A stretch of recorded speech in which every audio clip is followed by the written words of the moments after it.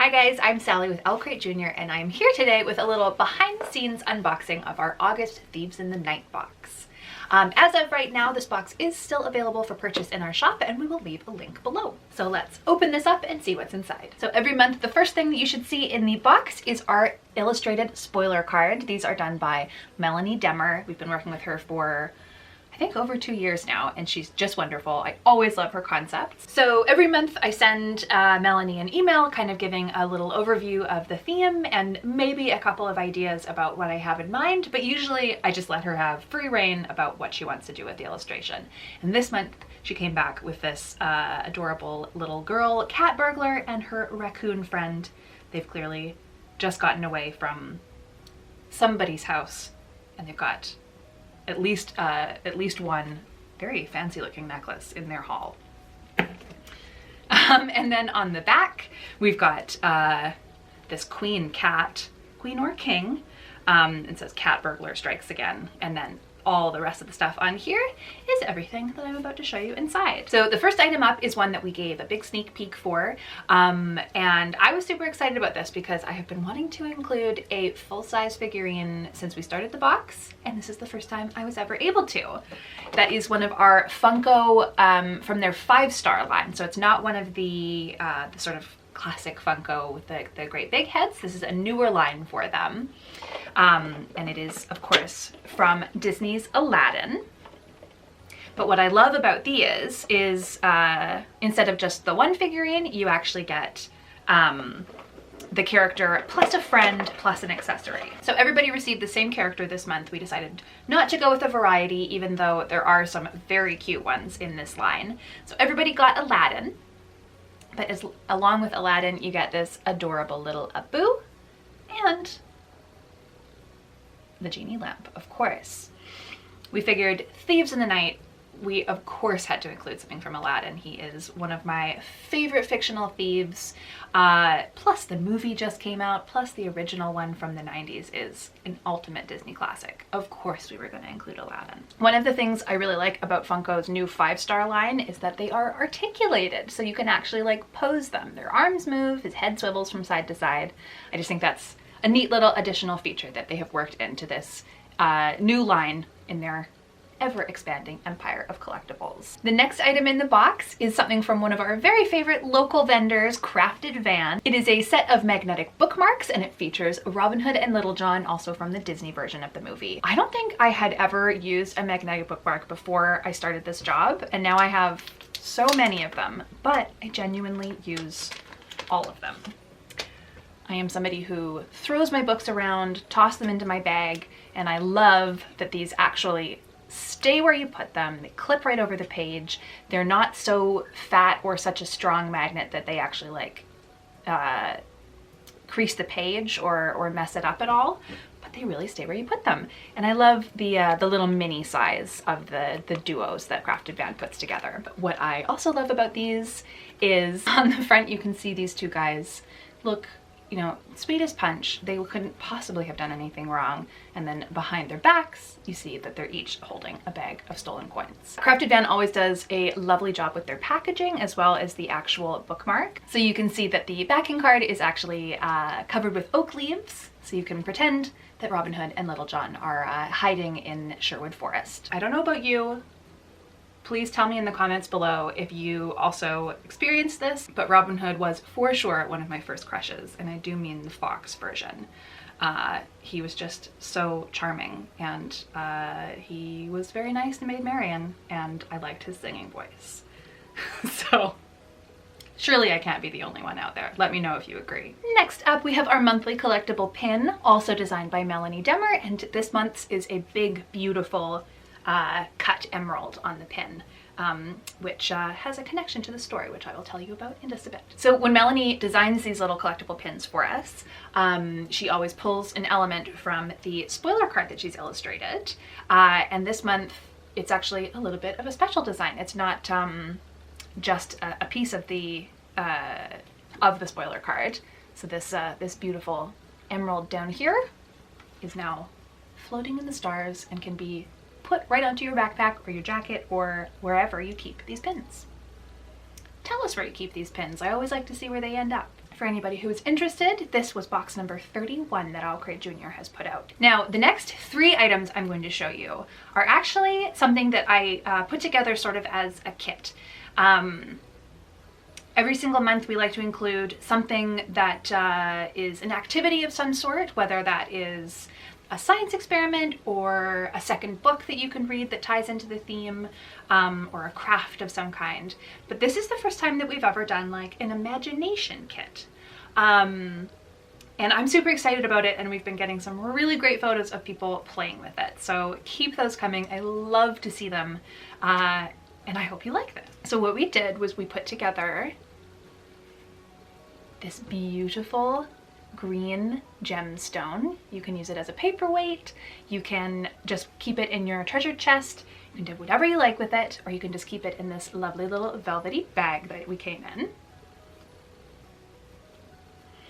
And then we also included a felt cat burglar mask and a grid paper notebook that has the goal on one side and the target on the other, with this like blueprint style, like you're scheming to hatch a plan.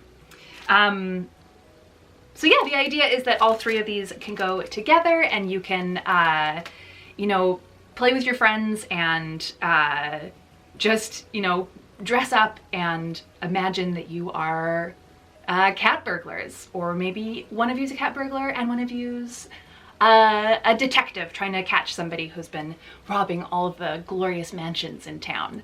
But you can sketch it all out in your notebook. I know when I was a kid, and to this day, I thought that grid paper was like extra special, because you can, I don't know, you can write so neatly in it, or you can like just color in the squares or make patterns or do all kinds of stuff. But yeah, I love grid paper, and I hope you do too. And the package that the cat burglar mask came in also has this backing card with the same blueprint design on it, so you can use that as a second bookmark. So I think we should see how this mask actually fits on. It's got a really nice stretchy elastic, so it's not going to squeeze your head. And I don't have an enormous head, but I am a grown-up. Oh, and it still fits me. Oh, I like it. Oh, I think I look very cool. There you go. So it can be a cat burglar mask, it can be a superhero mask. It also very much looks like the masks that the Incredibles wear. Yeah, I think I should start wearing this around more often. What do you think? So there you go. You've got your imagination kit with your beautiful stolen emerald and your plans all meticulously laid out. You're gonna be the best thief in town. Not that I encourage thievery, but let's get to the book and we'll talk more about that. So obviously the reason for all of the themes that we put together start with the book. And this month's book is The Good Thieves by Catherine Rendell. This is the first time that we have ever included a second book from an author. Catherine published The Explorer in, I want to say, September 2017, and we included that in our Great Outdoors theme. And then this one came out, and it was so incredible that I didn't think twice. I had to include it. You've got this beautiful, like, iridescent cover, and our main characters are in a very rickety looking rowboat approaching a great big castle. And on the back, I love this sort of very worn looking note on the back that says, "It's stealing back what was already stolen," he said. "Good thieves. Necessary thieves," said Vita. So The Good Thieves is set in 1920s New York City, and our main character is a girl named Vita. She has just traveled all the way from England to New York by boat with her mom because her grandmother has passed away and they need to go and help their grandfather, her mom's dad. When they get to New York and to his apartment, which is across the street from Carnegie Hall, more on that in a minute, they discover that his property, like the family property, he's been swindled out of it basically by a very bad man who is a real estate tycoon and a gangster. And he's basically, you know, he's just lost his wife and now he's lost his family home and he's devastated. So his daughter is there to pick up the pieces, but meanwhile, Vita is running around New York City trying to avenge this, basically. Across the street from his apartment is Carnegie Hall, where a group of traveling circus people have set up a circus in Carnegie Hall, which really happened in real life. And she meets a couple of the kids who are with this traveling circus and forms a band with them. And one other character who you will meet and love in this story. So anyways, they hatch this plan to get the property back, or at least get a piece of it back from this horrible gangster. And it's a wild story, and Katherine Rundell is one of my favorite middle grade authors for sure. I'm very impressed by the way that she never talks down to her readers. She uses big words and big ideas and like just beautiful prose, which is definitely approachable for kids, but not like trying to talk to kids. She's just a fantastic writer. And this is this incredible historical fiction heist. Vita is also this incredible character. She's like just so loyal and spunky and will sort of stop at nothing. She's also, she had polio, and because of it, one of her legs doesn't work properly. But there's a whole section of the book about how when she was recovering in the hospital after being sick, her grandpa was there in England with her, and basically, in order to help her just pass the time, was like, you're gonna learn how to be a crack shot, and just got her to like practice her aim so she can throw things with perfect accuracy, which obviously comes in handy when you're planning a heist. But I just, yeah, I really loved the way that that was worked into her character. She's a wonderful heroine, and you will fall in love with her. What is very special about this edition is that Katherine actually signed them. We don't have a book plate this month, we have real signed books. So very exciting, and thank you to Katherine and Simon & Schuster for organizing that for us. We love it when we can send you just the most special books ever. So there you go. You got a very special signed first edition of The Good Thieves by Katherine Rundell, as well as another bookmark featuring some of the lovely cover art on it, and a reminder of the other great books that Katherine has written. And then also an author letter. So Katherine says, "Dear reader, a circus really did once come to Carnegie Hall. There was a time when elephants used to parade through the streets of New York. I wanted to write about that moment, about speakeasies and con men, pickpockets and trapeze artists, 1920s glamour and grit, and I wanted, at the heart of it, a story about ferocious love and friendship, and for children who will do anything to right a wrong. I shall cross every finger that you enjoy it. Katherine Rundell." Such a great letter.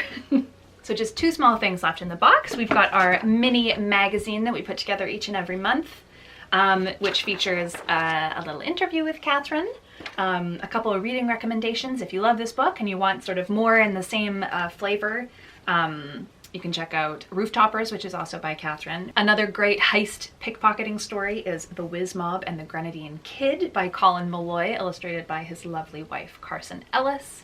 She's one of my favorite artists.